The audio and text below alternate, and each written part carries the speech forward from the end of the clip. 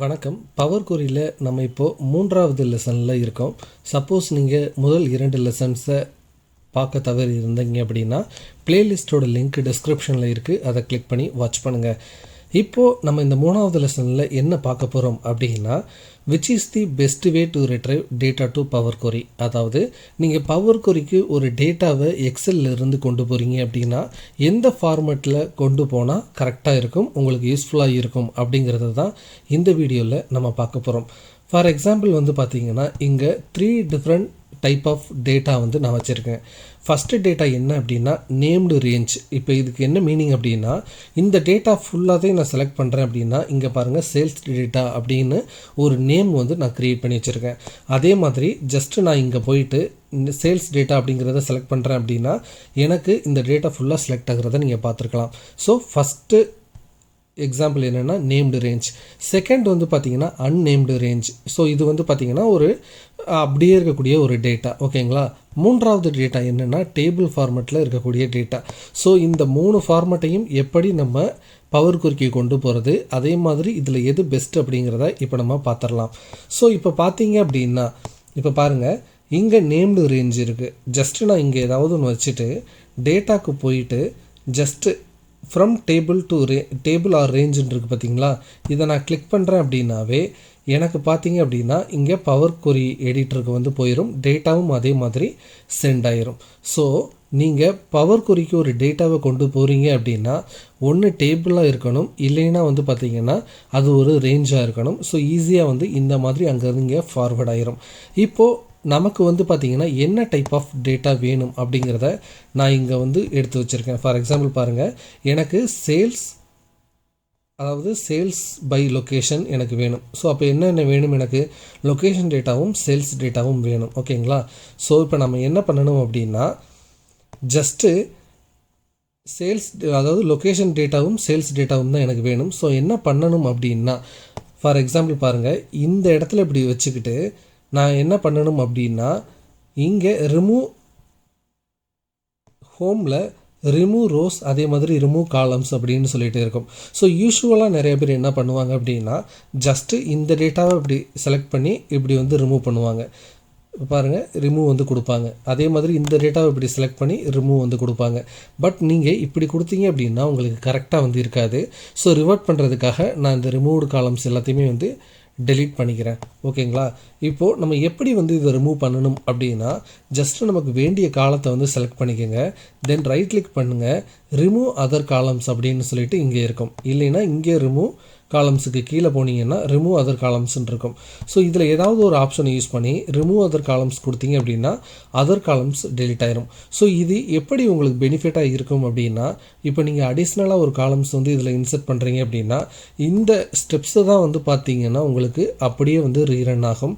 So அப்படிங்கும்போது remove other காலம்ஸ்ன்னு சொல்லிட்டு extra எத்தனை காலம்ஸ் இருந்தாலும் அது ரிமூவ் ஆயிரும். இப்போ நெக்ஸ்ட்டு என்ன பண்ணணும் அப்படின்னா இதை ரைட் கிளிக் பண்ணிவிட்டு இப்போ இங்கே ரிமூவ் டூப்ளிகேட்ஸ் அப்படின்னு சொல்லிட்டு இருக்கும், இதை கொடுத்துருங்க. இப்போ கொடுத்ததுக்கு அப்புறமா நீங்கள் என்ன பண்ணணும் அப்படின்னா நமக்கு டேட்டா லொக்கேஷன் டேட்டா கிடச்சிருச்சு. ஸோ ஜஸ்ட்டு என்ன பண்ணணும் அப்படின்னா க்ளோஸ் அண்ட் லோடை கிளிக் பண்ணிவிட்டு க்ளோஸ் அண்ட் லோட் டு அப்படின்னு சொல்லிட்டு கொடுங்க. இப்போ டேபிள் ஃபார்மேட்டில் நமக்கு எந்த இடத்துல செலக்ட் ஆகி வரணும் அப்படிங்கிறதையும் கொடுத்துருங்க.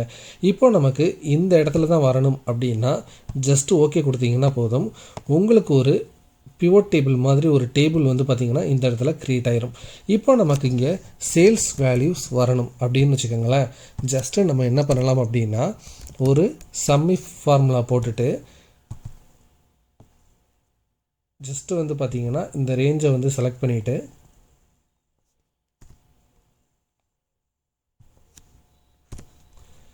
இப்போது அந்த சேல்ஸ் டேட்டாவை செலக்ட் பண்ணிட்டோம் அப்படின்னா நமக்கு பார்த்திங்கன்னா இந்த சேல்ஸ் டேட்டா கிடச்சிரும். ஸோ இப்போது இதில் பாருங்கள் நம்ம என்ன பண்ண போகிறோம் அப்படின்னா பவர் கொரி யூஸ் பண்ணுறதுக்கான அடிப்படை காரணமே இப்போ இந்த டேட்டாவை அப்டேட் ஆச்சு அப்படின்னா மறுபடியும் இதை ரீரன் பண்ணும்போது நமக்கு இங்கே அப்டேட்டட் டேட்டா கிடைக்கணும். நான் இதை டெஸ்ட் பண்ணுறதுக்காக இங்கே 8th மந்த் டேட்டாவை நான் இங்கே வச்சுருக்கேன். ஜஸ்ட்டு இப்போ இதை கொண்டு போயிட்டு நான் அப்பன் பண்ணுறேன். இப்போது நான் இந்த டேட்டாவை ரெஃப்ரெஷ் பண்ணி பார்க்குறேன். இப்போ பார்த்தீங்க அப்படின்னா எந்த ஒரு சேஞ்சுமே நடந்திருக்காது. ஏன் அப்படின்னா இந்த டேட்டா இப்போ பாருங்கள் நம்ம இங்கே பவர் கொரிக்கு கொண்டு போகும்போது ரேஞ்சை தான் வந்து நம்ம கொண்டு போகணும். இப்போது அந்த ரேஞ்சை வந்து நான் செலக்ட் பண்ணி பார்க்குறேன். சேல்ஸ் டேட்டா அப்படின்னு சொல்லிட்டு செலக்ட் பண்ணி பார்க்கும்போது எனக்கு பார்த்திங்கன்னா 7th வரைக்கும் தான் இருக்குது. ஸோ நான் எவ்ரி டைம் நியூ டேட்டாவை வந்து ஆட் பண்ணும்போது இப்படி வந்து ட்ராக் பண்ணி இந்த டேட்டாவையும் இன்க்ளூட் பண்ண வேண்டியிருக்கும். ஸோ இது எனக்கு ஒரு மேனுவல் டாஸ்க், அதே மாதிரி ஒரு டிஸ்அட்வான்டேஜ் அப்படின்னு வந்து சொல்லலாம். ஸோ இதனால தான் வந்து பார்த்திங்கன்னா நமக்கு இங்கே இந்த சேல்ஸ் டேட்டா வந்து பார்த்திங்கன்னா ஆடட் டேட்டா இங்கே ஆட் ஆகலை. நெக்ஸ்ட்டு என்ன அப்படின்னா அன்னேம்டு ரேஞ்ச். ஓகேங்களா?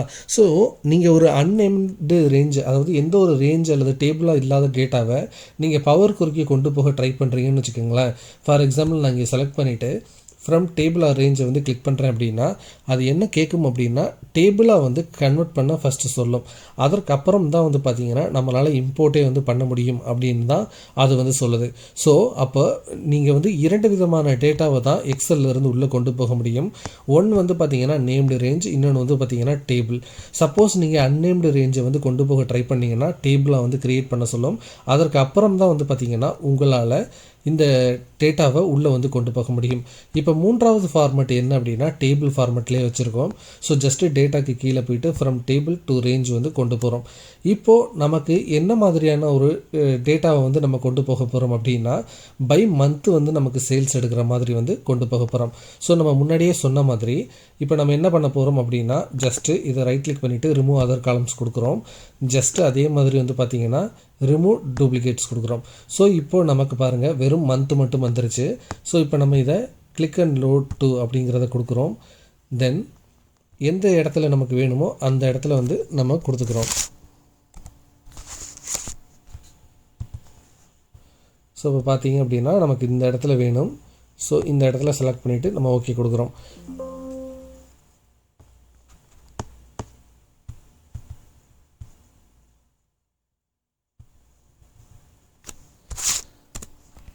ஸோ நமக்கு இந்த இடத்துல வேணும். ஸோ ஓகே வந்து கொடுக்குறோம். இப்போ பார்த்தீங்க அப்படின்னா நமக்கு மந்த் டேட்டா இங்கே வந்துருச்சு. ஸோ இதே மாதிரி இப்போ நம்ம என்ன பண்ண போகிறோம் அப்படின்னா ஒரு சேல்ஸை வந்து கண்டுபிடிக்கிறதுக்கு நம்ம ஒரு சம்இஃப் ஃபார்முலா வந்து இந்த இடத்துல வந்து போட போகிறோம். ஸோ இப்போ பார்த்தீங்க அப்படின்னா இங்கே டேட்டா வந்து வந்துருச்சு. இப்போது இதே இதில் நான் இப்போ 8th மந்த்தை வந்து ஆட் பண்ணுறேன் அப்படின்னு வச்சுக்கோங்களேன். இப்போ இதே டேபிளில் ஆட் பண்ணுறேன் அப்படின்னு வச்சுக்கோங்க. இப்போ பார்த்தீங்க அப்படின்னா இங்கே உங்களுக்கு தெரிஞ்சிருக்கும் ஆட்டோமேட்டிக்காக 8th மந்தோட டேட்டாவும் இந்த டேபிளில் ஆட் ஆகிருக்கிறது உங்களுக்கு தெரிஞ்சிருக்கும். இப்போ நான் ஜஸ்ட்டு இங்கே ஆட் ஆகுதா அப்படிங்கிறத ரெஃப்ரெஷ் பண்ணி டெஸ்ட் பண்ணுறேன். ஸோ இப்போ பார்த்தீங்கன்னா ஆட்டோமேட்டிக்காக வந்து 8th மந்த்தும் ஆட் ஆகிருச்சு. ஸோ அப்போது எது வந்து பெனிஃபிட்டாக அண்ட் வந்து ரொம்ப அட்வான்டேஜஸாக இருக்குது அப்படின்னா நம்ம ஒரு டேபிள் ஃபார்மேட்டில் கொண்டு போகும்போது மட்டும்தான் ஈஸியாக வந்து ரெஃப்ரெஷ் ஆகுது, ஈஸியாக வந்து பார்த்திங்கன்னா டேட்டா எல்லாமே வந்து கவர் ஆகுது. ஸோ அப்போது இதிலேருந்து நமக்கு என்ன தெரியுது அப்படின்னா நேம்டு ரேஞ்ச் அன்னேம்டு ரேஞ்சை காட்டிலும் டேபிள் வழியாக கொண்டு போகும்போது நமக்கு ஒரு சில அட்வான்டேஜஸ் இருக்கிறத இதன் மூலமாக வந்து நம்ம தெரிஞ்சுக்க முடியுது. ஸோ கண்டிப்பாக இந்த வீடியோவில் பவர் கொரி பற்றி கண்டிப்பாக தெரிஞ்சுக்கிட்டு இருப்பீங்க அப்படின்னு நான் நம்புகிறேன். இனி வரக்கூடிய வீடியோக்களையும் நீங்கள் பார்க்கணும் அப்படின்னா நம்ம சேனலை சப்ஸ்கிரைப் பண்ணி இணைந்திருங்கள். ஸோ இந்த மாதிரி நீங்கள் பவர் கொரியை நல்லா புரிஞ்சுக்கிறதுக்கு நம்ம டுட்டோரியல்ஸ் எல்லாத்தையுமே வந்து வாட்ச் பண்ணுங்கள், ரொம்ப ஹெல்ப்ஃபுல்லாக இருக்கும். தேங்க்ஸ் ஃபார் வாட்சிங். இது ஸ்ரீ டெக் டாக்ஸ். நான் உங்கள் ஸ்ரீதரன்.